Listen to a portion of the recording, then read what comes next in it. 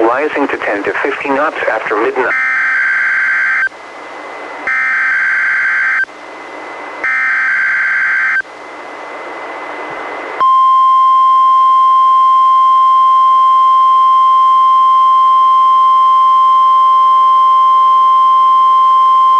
This is the National Weather Service Office in Portland, Oregon. The proceeding was a test of NOAA Weather Radio's warning alarm.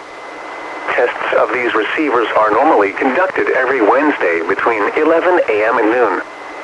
If there is a threat of severe weather on the day of the test, it will be postponed until the following week.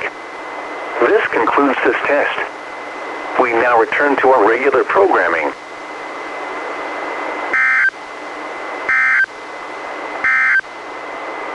Coastal marine forecast for the waters from Cape Shoalwater, Washington.